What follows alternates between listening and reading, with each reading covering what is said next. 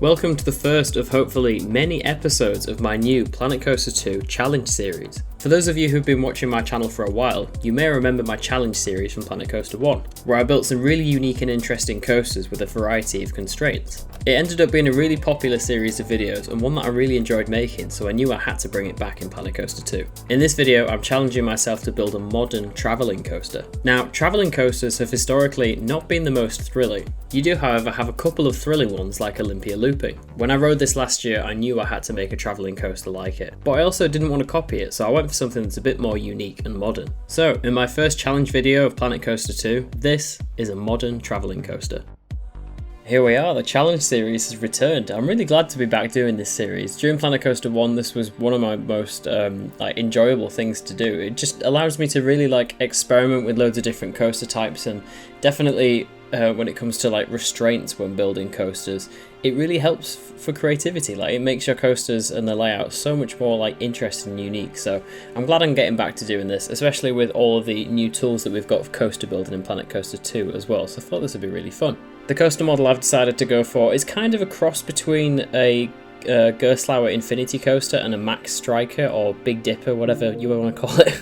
It's very confusing between the two, but yeah, it's sort of a cross between those two. I wanted to go with a coaster with a lift hill because I knew that for a travelling coaster, with the amount of power that it would take to run this ride, a launch really just isn't feasible, especially for a coaster of this size as well. So I knew I wanted to go with a big thrilling coaster that was also a lift hill, which is obviously why Olympia Looping has a lift hill as well, because if that was launched, the amount of power it would take, especially with it being a travelling coaster, it's powered by the trucks, I'd imagine, that bring it in, and whatever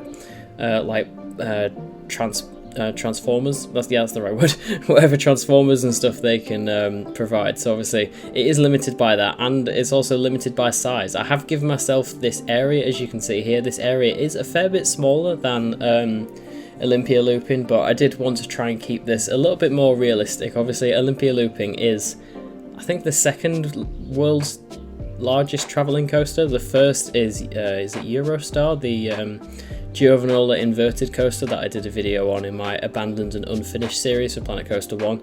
So yeah, that coaster is obviously unmatched. I wasn't ever going to try and beat something like that. I wanted to go with a relatively small, realistic travelling coaster, a thrilling one still. But yeah, this is where I sort of came up with the idea for this. As you can probably tell already, this has been very inspired by quite a few different coasters really, but mainly Lost Gravity of Wallaby Holland, which I did ride quite recently, if you've seen that vlog. And then there's also Vina Looping, which is, I can't remember the name of the park, but it's at the same park that Olympia Looping spends most of its time. But yeah, it's kind of a cross between those two coasters. Sort of has given me the inspiration for the layout, obviously the coaster type as well, but I really wanted to make this very different to those two, as you can see with this first element here with the double inversion after the first drop. I had this idea in my head for quite a while.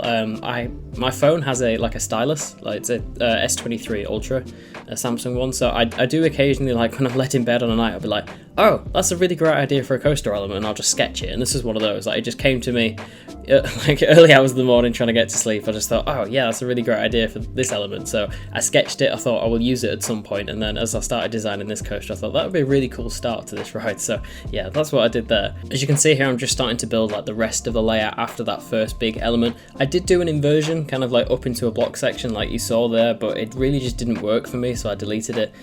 Gone for this double up airtime hill instead. I thought that would be much better. This ride needs some airtime somewhere, it can't just be whole inversion, so I thought that fit quite nicely. And then especially for the capacity of this ride, I knew that I would have to put in a block section here, and kind of going along with the Eurofighter, but more leaning into the Mac Big Dipper and Striker. I put in kind of a Wild Mouse style turn there as well.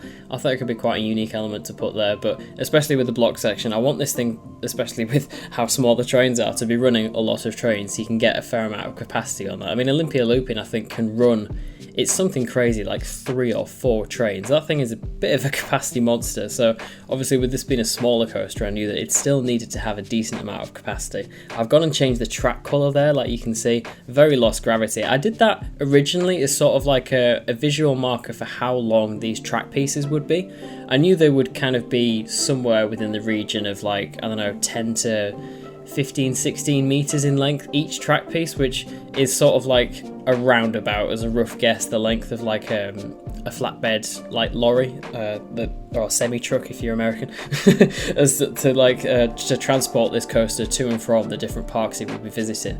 You need to think about how long these track sections would be realistically to be able to transport this coaster. Obviously, that's the whole point of a transportable traveling coaster, that it can like leave the park that it's in and go to different places. So that was another constraint that I had to deal with. So it's not only the small footprint that this ride is taking up, but it's the fact that this ride needs to be transportable, and it's definitely designed for that. You'll see when I start to come onto the custom supports that I do like a grid along the ground, and that's, yeah, it's so that there's some sort of modularity behind the coaster so that it can be moved around. As you can see there, I've just deleted a really big portion of the layout. I kind of got myself into like stuck in a corner with that and didn't really know where it was going, so I just thought, you know what, I'll just delete it and go in a different direction.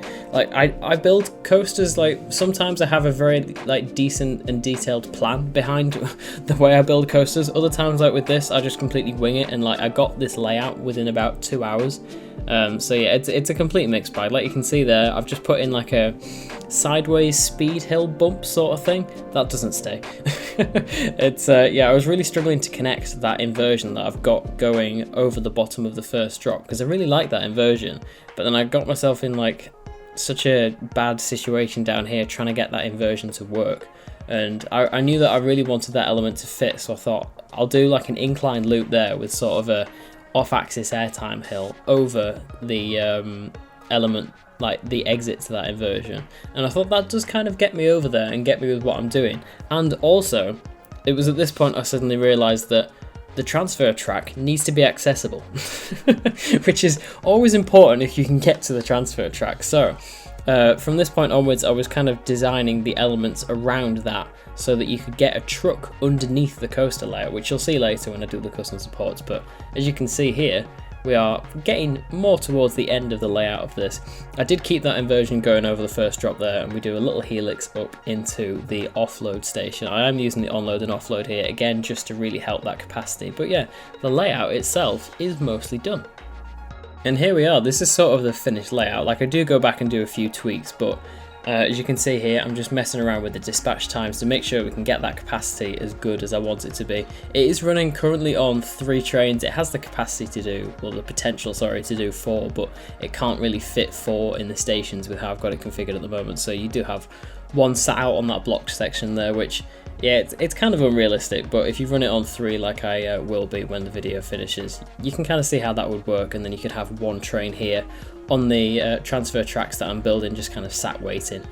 Putting in the grid here across the floor, obviously the supports for this, I knew they were going to be a bit of a nightmare, I'll be honest, but yeah, I knew that I needed them to be incredibly realistic, and with this being a travelling coaster, doing it as a grid is the best way to do it. If you look at like quite a lot of other travelling coasters, especially Wacky Worms, because they tend to like not really stay in the parks for that long, they are all set out on grids, just because it's so much easier from like a modularity and like assembly standpoint. Doing it all on the grid is just far easier, so that's what I did for the supports with this.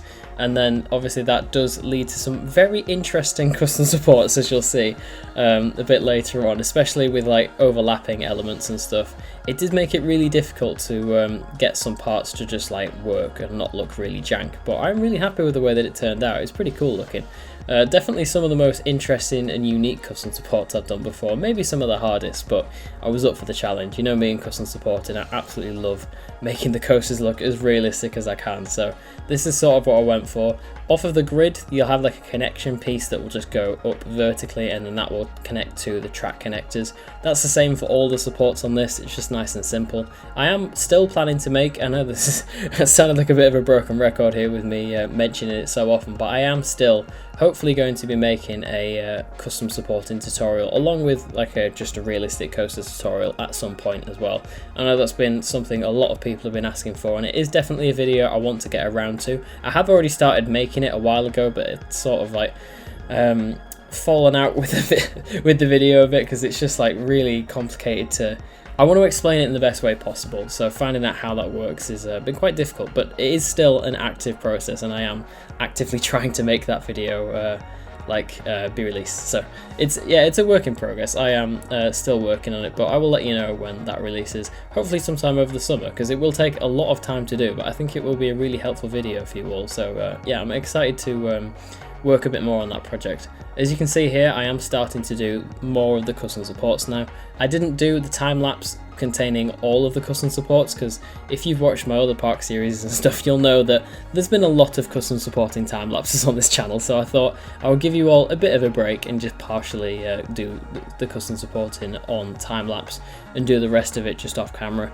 As you can see here, I'm putting in sort of the main support for the top of the drop. This was one of the harder ones to do, just because the amount of track that is under this, it crosses over and around different pieces of track like 3 or 4 times, so I knew it was going to be quite difficult.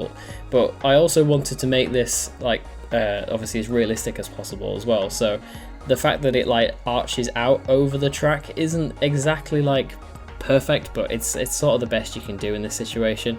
And then especially with the element of the custom supports that add later on, I really wanted to just boost that realism of this and make it as realistic as I possibly could, given how overly complex this is. Because obviously, like I mentioned about the track, I was trying to make the supports sort of work in terms of the length of the support would be obviously need to be put in a truck and like transported, so I knew that the actual length of the support really mattered as well. So not only am I considering the length of the track, but the length of the support too, obviously how the support interacts with the other track, trying to make lattice structures as much as often as I could as well, just to make the overall ride a lot stronger.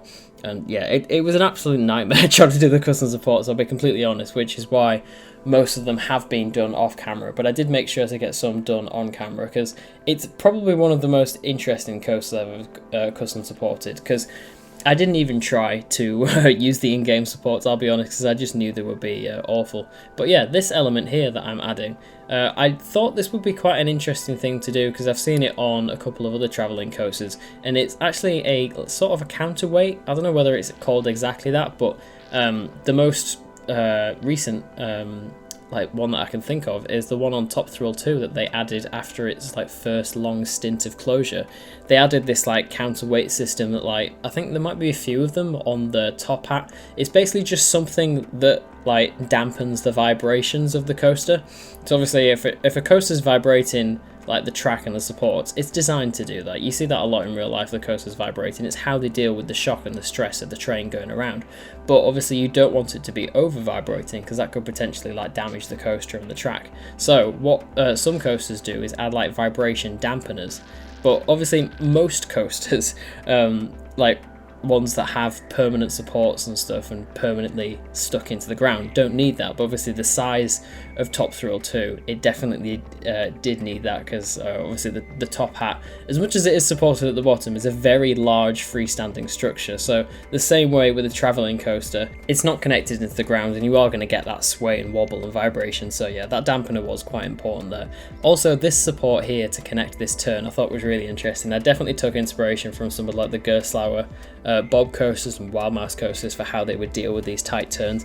I thought that would be quite fun to do with this type of custom support. So yeah, there's a really unique one here. There is quite a lot of unique custom supports just in general around this coaster, but yeah, this was definitely one of the most visually unique looking ones. I had quite a fun time designing that.